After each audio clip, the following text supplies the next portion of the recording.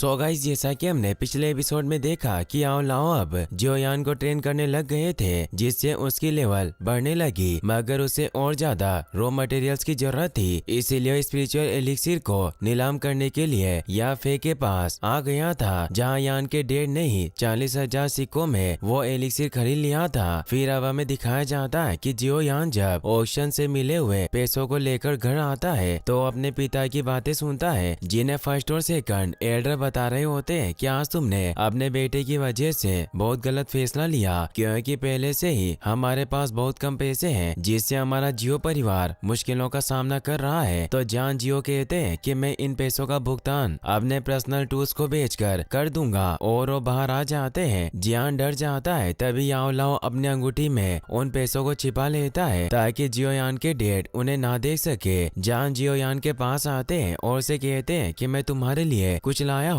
फिर वो उसे स्पिरिचुअल एलिक्सिर देते हैं। इससे वो खुश होता है और अपने डैड को गले लगाकर कहता है कि मैं अपनी लेवल बढ़ाने की पूरी कोशिश कर रहा हूँ। तो वो कहते हैं कि मुझे पता है कि तुम बहुत मेहनत कर रहे हो। जियोयान अपने कमरे में आ जाता है और सोचता है कि अब मुझे आज रात ही लेवल 6 पर पहुंचना होगा। मैं अपने पिता को और ज्यादा निराश नहीं कर सकता। याओ लाओ से कहते हैं कि मैं तुम्हें चेतावनी दे रहा हूँ कि तुम्हें इतनी जल्दबाजी नहीं करनी चाहिए। जियोयान कहता है कि इससे कोई फर्क नहीं पड़ता। याओ लाओ कहते हैं कि फिर तो ठीक है, तुम्हें बहुत कड़ी मेहनत करनी होगी, और अब वो प्रैक्टिस करने लग जाते हैं। वो दिन रात मेहनत करता है। वो क्रशिंग स्किल सीखने के लिए बांस को हिट कर रहा था, जिससे उसे हाथ में बहुत दर्द होता है। इसलिए याओ लाओ को कहता है कि भले ही इस टेक्निक में बहुत पावर हो, पर इससे मेरा हाथ भी टूट सकता है। याओ लाओ बताते हैं कि ऑक्टाडिक क्रशिंग टेक्निक बहुत उपयोगी और फायदेमंद है, मगर तुम्हारी पावर कम होने की वजह से तुम इसे नहीं सीख पा रहे हो। इसलिए तुम्हें फायर विंड पाम और वैक्यूम पाम को सीखने पर फोकस करना चाहिए। एक छोटे बांस को उठाकर फायर विंड पावर से तोड़ देता है। याओ लाओ कहते हैं कि तुम्हारा प्रयास बुरा नहीं था,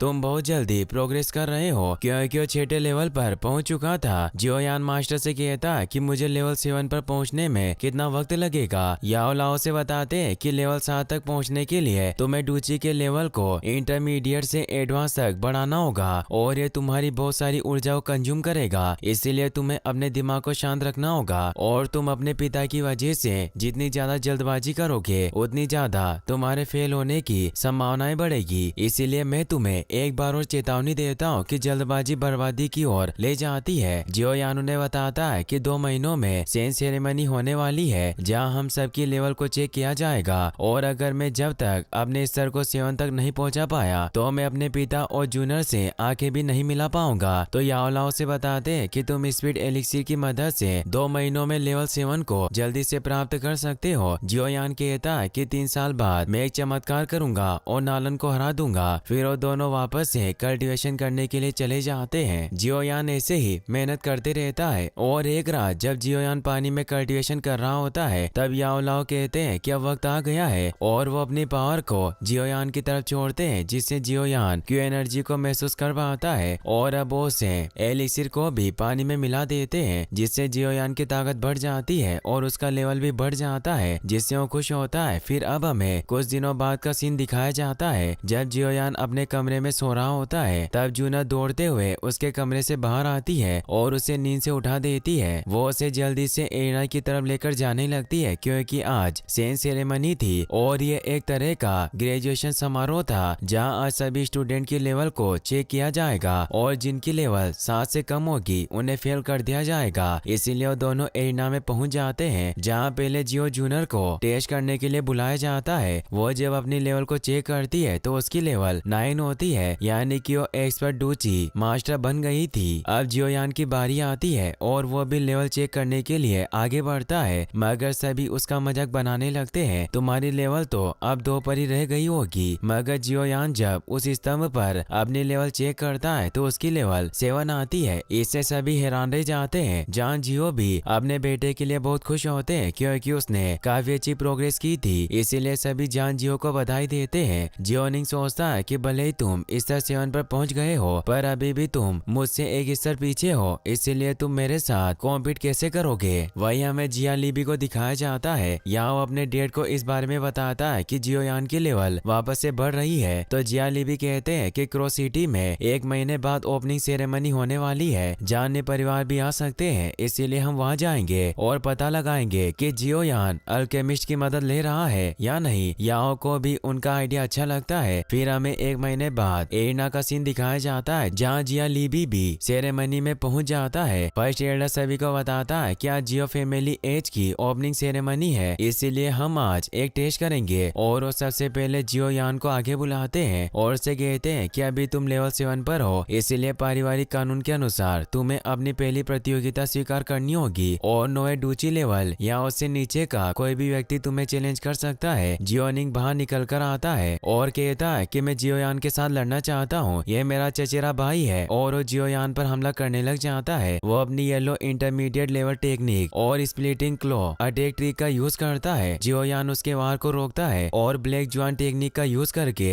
निंग के आयरन माउंटेन फिस्ट हमले को रोक लेता है। सभी उनकी इस लड़ाई को देखकर खुश होते हैं। जियो निंग भी हैरान होता है कि आखिर जियोयान मेरा हमला कैसे रोक सकता है। तभी यान की पावर बढ़ने लगती है और मास्टर याओ लाओ उसे बताते हैं कि तुम्हारे आखिरी वार की वजह से स्पीड एलिक्सिर एक्टिवेट हो गया था, इसीलिए तुम्हें थोड़ी देर इसे सेंड करना होगा और तुम लेवल 8 पर पहुंच जाओगे। मगर तभी जियो निंग उस पर हमला करता है, लेकिन जियोयान उस पर हमला करके विंड पाम फायर टेक्निक से उसे दूर फेंक देता है, जिसे देखकर सभी हैरान रह जाते हैं। जिया ली भी अपने एक आदमी से कहकर निंग के लिए एक पिल भेजता है। वो आदमी उसे कहता है कि इससे तुम्हारी पावर बहुत बढ़ जाएगी। तो निंग उस गोली को खा लेता है, जिससे उसकी पावर कई गुना बढ़ जाती है। या फिर समझ जाती है कि निंग ने अपनी पावर को बढ़ाने के लिए लोन पिल का यूज किया है, जिसे इलीगल पिल माना जाता था। इसीलिए सभी निंग पर गुस्सा होने लगते हैं। निंग जियोयान को कहता है कि मरने के लिए तैयार हो जाओ। याओ लाओ जियोयान से कहते हैं कि निंग ने अपनी पावर को बढ़ाने के लिए पिल का इस्तेमाल किया है, इसीलिए अगर तुम उसे हरा दोगे तो तुम मेरी परीक्षा में पास हो जाओगे। निंग जियोयान पर हमला करने जाता है, मगर जियोयान उस पर एक जोरदार वार करता है, जिससे वहाँ की पूरी जमीन में दरारें आ जाती है और निंग बुरी तरह से घायल होकर नीचे गिर जाता है। सेकंड एल्डर जब निंग को चेक करते हैं तो उन्हें पता चलता है कि उसका हाथ टूट गया है, इसीलिए जियोयान को कहते हैं कि तुम बहुत क्रूर हो। फर्स्ट एल्डर कहता है कि निंग ने फॉरबिडन पिल का यूज करके नियम तोड़े, इसीलिए गलती निंग की है, इसे 3 महीने कैद की सजा होनी चाहिए। और अगर जियोयान ने निंग को नहीं हराया होता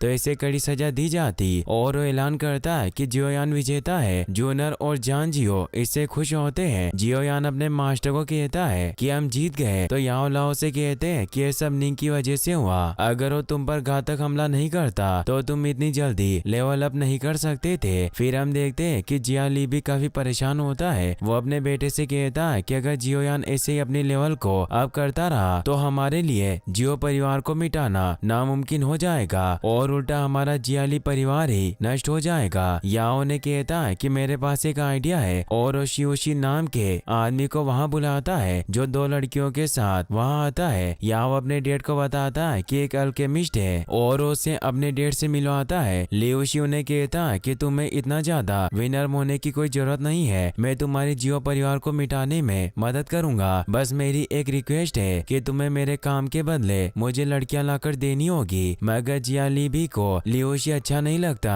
तो याओ अपने डेट को बताता है कि बहुत ही रेयर मेडिसिन बनाने में सक्षम है, इसीलिए हम इसकी मदद से जियो फैमिली के बाजार को बीट कर सकते हैं और हम उनके सभी रॉ मटेरियल्स को खरीद लेंगे, जिससे अगर वो हमारे पास रॉ मटेरियल्स खरीदना है तो हमें पता चल जाएगा कि जियोयान एक अल्केमिस्ट की मदद ले रहा है। लियोशी बताता है कि मैं लेवल 4 का अल्केमिस्ट हूँ, इसीलिए मैं काफी पावरफुल पिल बना सकता हूँ, जिसकी वजह से आपको कोई हरा नहीं सकता, पर तुम्हें मुझे कुछ लड़कियां लाकर देनी होगी। जिया ली भी इसके लिए मान जाते हैं और उसे पूछते हैं कि तुम्हें किस तरह की लड़की चाहिए। लियोशी कहता है कि मैंने सुना है कि क्रॉस सिटी की या फिर बहुत ही खूबसूरत है, इसीलिए मेरे लिए परफेक्ट रहेगी, तुम्हें उसे मेरे पास लाना होगा। या उसकी बात मान लेता है। वहीं हम जूनर और जियोयान को देखते हैं जो बाजार में कुछ रॉ मटेरियल्स खरीदने जाते हैं, मगर वो देखते हैं कि आज बाजार काफी खाली लग रहा है, इसीलिए वो एक आदमी से इस बारे में पूछते हैं कि आज लोग काम क्यों नहीं कर रहे। तो आदमी बताता है कि जियाली फैमिली ने सभी दुकानदारों को चीप कायाकल्प की गोलियां बांटी और सभी को अपनी तरफ कर लिया, जिससे सभी दुकानदार अलग जगहों पर चले गए। और अगर ऐसा ही चलता रहा तो हमारा जियो परिवार का मार्केट बहुत नीचे गिर जाएगा। जियो यानी से परेशान होता है तो याओ लाओ से कहते हैं कि मेरे पास इसका एक समाधान है। फिर जियोयान भेष बदल कर याफे के पास पहुंच जाता है और उस पिल के रॉ मटेरियल से इसीलिए याफे उसे कहती है कि मुझे लगता है कि तुम जियाली के कायाकल्प एलिक्सिर के साथ कॉम्पीट करना चाहते हो, इसीलिए हम अपने ऑक्शन हाउस रूल्स के अनुसार तुम्हारा साथ नहीं दे सकते। तुम्हें सामग्री किसी और तरीके से प्राप्त करनी होगी। जियोयान उसे कहता है कि मैं जियो परिवार से हूँ। तभी वहाँ कोई नीडल से याफे पर हमला करता है, मगर जियोयान अपनी वैक्यूम पंप टेक्निक से उसे रोक लेता है। तभी वहाँ 3 सैनिक आ जाते हैं, मगर जियोयान एक टी पॉट की मदद से उन सभी को बिना छुए ही घायल कर देता है। मगर अभी भी एक सैनिक बाकी था, इसीलिए उसे पंप टेक्निक से खींचकर टेबल पर पटक देता है। याफे उसका मास्क हटा देती है और उसे पूछती है कि तुम कौन हो और तुम्हारी मुझ पर हमला करने की हिम्मत कैसे हुई। तो वो बताता है कि हम जियो लिबी के सैनिक हैं और हमें लियू शी ने तुम्हें चुपके से चुराने के लिए भेजा था ताकि आपसे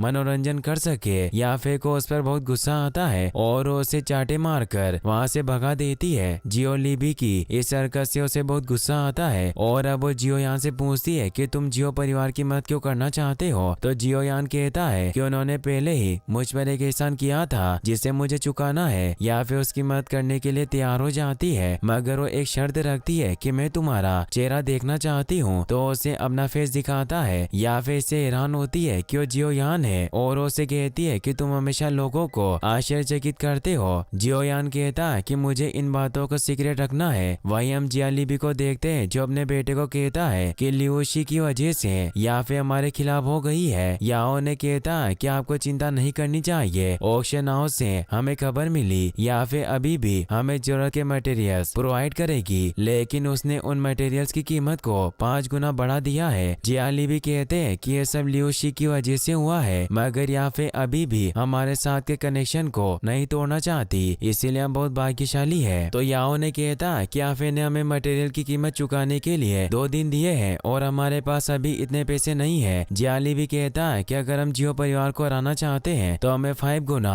कीमत में भी उन मटेरियल्स को खरीदना होगा, इसीलिए तुम परिवार का सारा पैसा लेकर उन चीजों को खरीद लो जिससे जियो परिवार हमारी कायाकल्प की पील के खिलाफ कॉम्पीट नहीं कर पाएगा। वही हम जियो फैमिली के मीटिंग हॉल को देखते हैं जहाँ जान को उनके साथी एडर बताते हैं कि ऐसी खबर मिली है कि याफे अपने सारे रॉ मटेरियल्स को जियालिबी को बेचने वाली है और अगर जियालिबी ने सारे रॉ मटेरियल्स को हासिल कर लिया तो हमारे बाजार जल्दी नष्ट हो जाएंगे। जान इससे सोच में पड़ जाते हैं, मगर तभी वहाँ याफे बहुत सारे रॉ मटेरियल्स को ट्रॉली में लेकर आ जाती है। इतने सारे रॉ मटेरियल्स को देखकर वो हैरान रह जाते हैं। याफे उन्हें कहती है कि मैं जियो परिवार के लिए सभी आवश्यक रॉ मटेरियल्स को लेकर आई हूँ। फर्स्ट एल्डर कहता है कि हमने तो सुना था कि तुमने ये सब जियालिबी को भेज दिया। याफे कहती है कि मैंने अपना विचार बदल दिया। जान उसे कहते हैं कि हमारे पास अभी इन रॉ मटेरियल्स की कीमत चुकाने के पैसे नहीं है। याफे उन्हें कहती है कि इससे कोई फर्क नहीं पड़ता, मैं आप पर भरोसा कर सकती हूँ, आप इनकी कीमत बाद में चुका देना। जान इससे खुश होकर उसे थैंक्स कहते हैं। तो याफे उन्हें कहती है कि आपको मुझे धन्यवाद देने की कोई जरूरत नहीं है, क्योंकि ये सब मैं ओल्ड मास्टर के एहसान को चुकाने के लिए कर रही हूँ। और वो ओल्ड मास्टर वहाँ जाता है जो और कोई नहीं, जियोयान अपनी वैक्यूम पंप पावर से उन सभी कच्चे माल को हमें उठा लेता है और उनकी मदद से मेडिसिन बनाने लगता है, जिससे सभी एल्डर हैरान रह जाते हैं। जियोयान उस मेडिसिन पिल को